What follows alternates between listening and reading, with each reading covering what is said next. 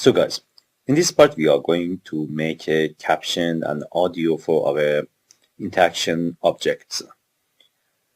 But first, when we are going to play,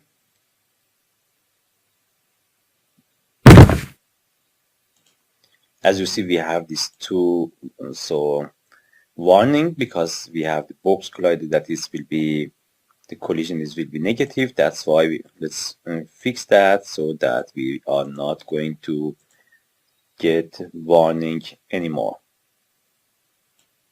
Here, because of this scale that is negative, I'm going to get that. So I'm going to just change it to plus. Later we are going to work it. So now let's see if it's going to get it again or not. No, it didn't get it anymore. That was because of this hidden box here. So now let's for now close them. Now let's go back to canvas. Here right click, UI, text mesh pro. I'm going to call it caption text for our audio. So now let's double click on that. Let's activate the 2D. So zoom out. So now I want to make it bigger a little bit.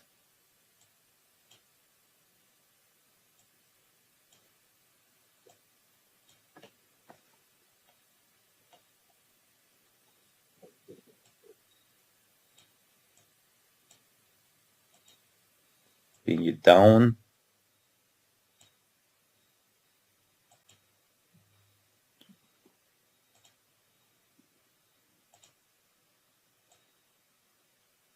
So then we can also make the at maybe 50.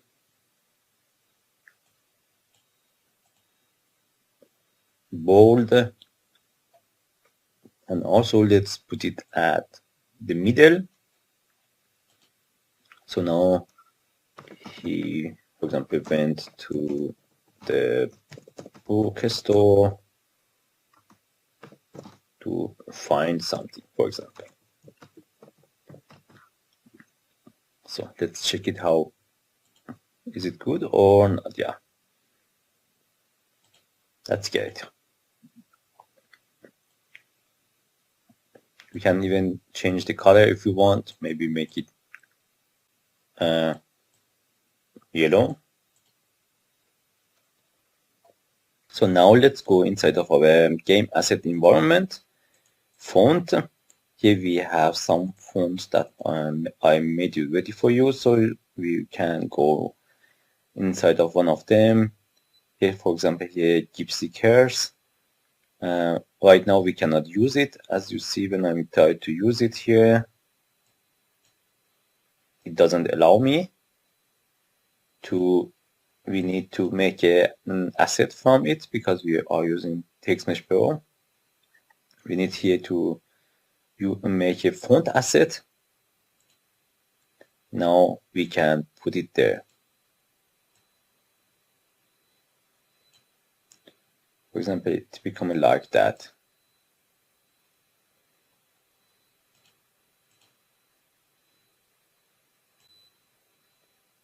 Maybe now I'm going to make the size a little bit bigger, but doesn't look that much good for the text. So you can try the other one as well.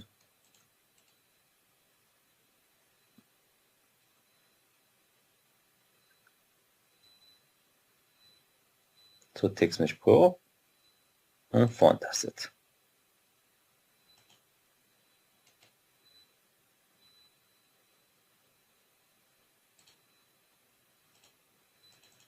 And choose one of them if you want. If you don't want, you can also use the normal text.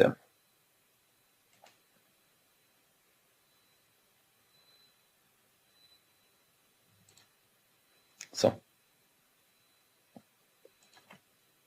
but at here I'm going to use normal one. Later, if you want, you can change it, and if you want, you can make an outline for it, for example, and to make it a little bit look, for example, sharper. It's up to you.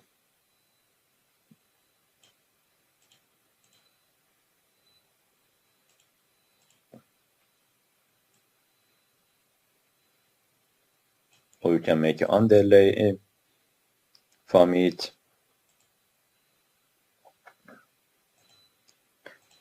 It's up to you. Okay. So now we can clear the text. Now let's create a new script.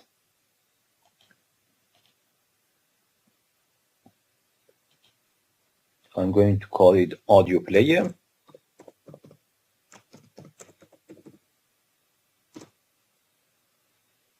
So now let's open our audio player. For now, I don't need a start and update, so I can delete them. And here in the top, we need to get access to our audio source. So private audio source.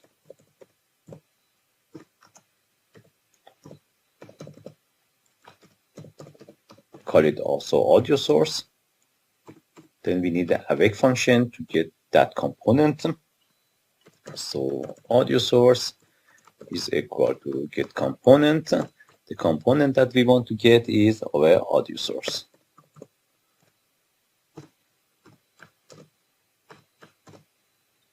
So then we need a function for our audio.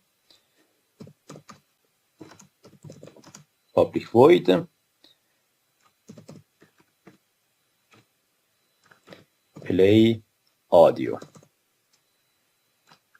and inside of the parentheses we need to have audio clip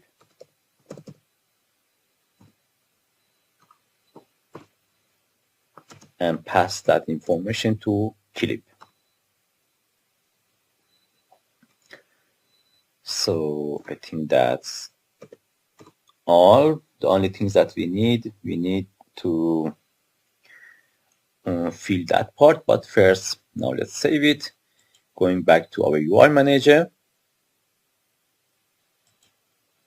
and because we are going to use the text mesh pro, so here we need to write using TMP pro.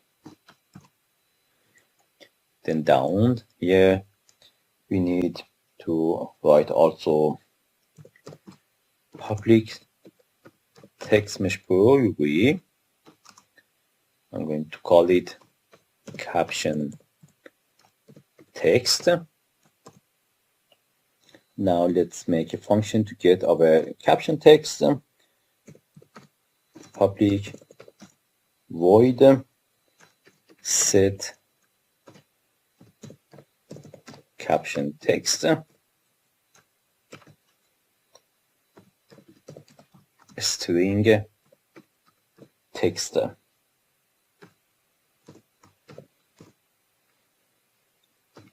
Then caption text dot text is equal to our text. That means we are going where we have a caption of a object, we are going to get that text and put it inside of our caption text. So now let's save it. Going back to player interaction. Here in the top, we need new variable, and that's our audio player. Private audio player.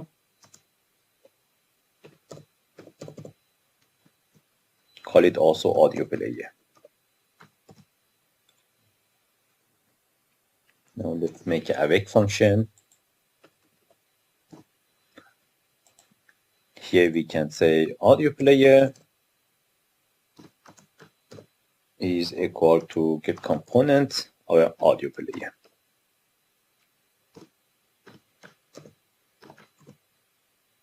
So now let's go down to make a function for it. So I think here we can add new function. I'm going to call it void interact.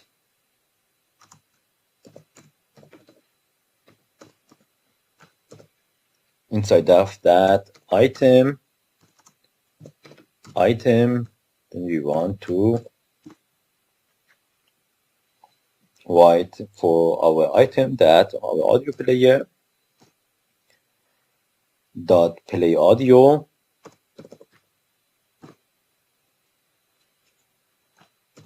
whatever is our item,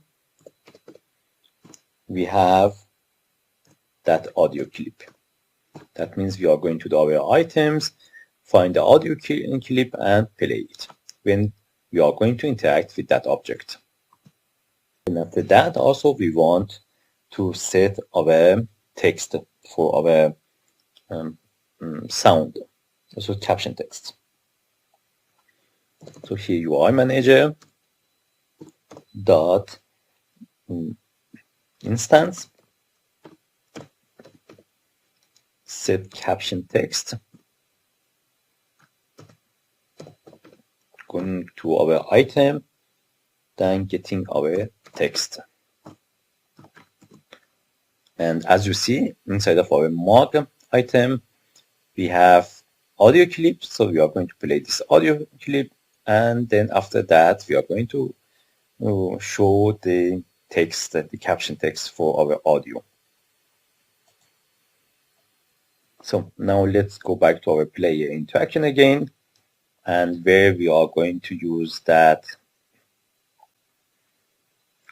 invoke, where it was here.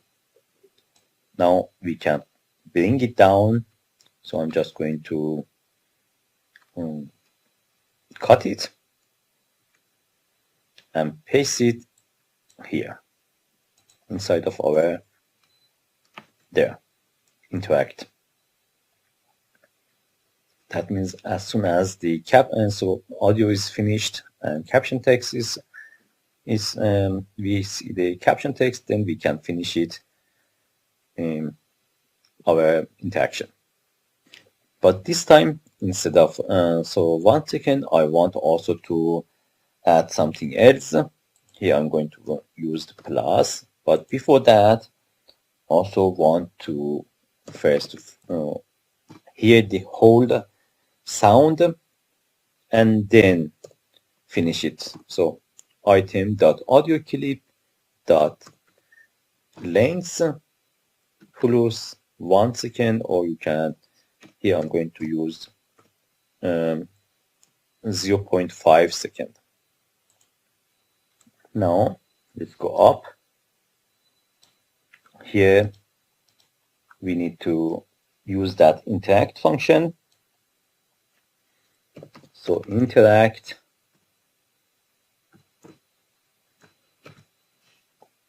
and inside of that we want to interact with that current interactable dot item.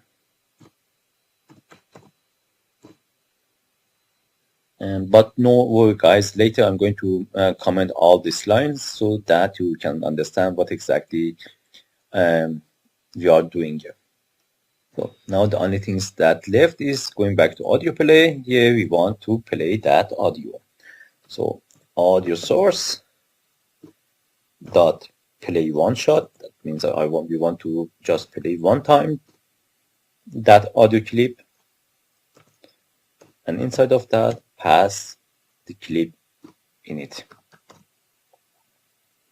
So I need to use L.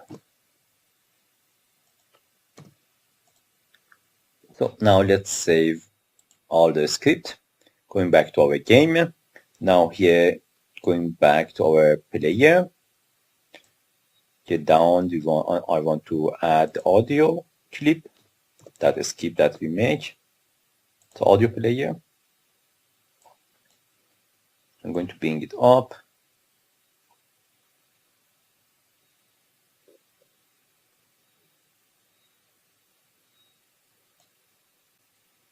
So now I add a caption variable which we need to put it there. That is our object viewer, and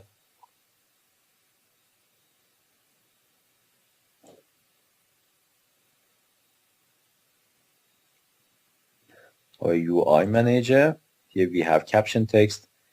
Put the caption text there. So now let's test it.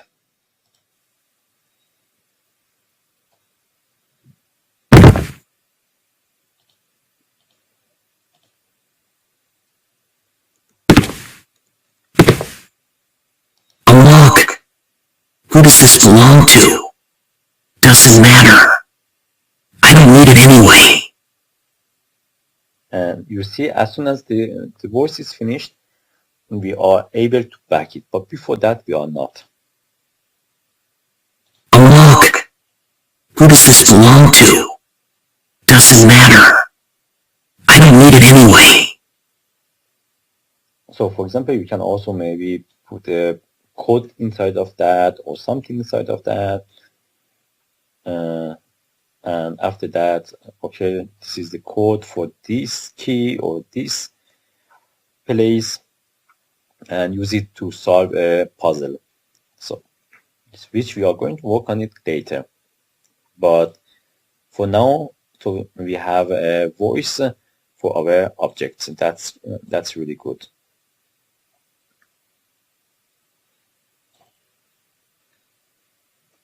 So now let's stop it.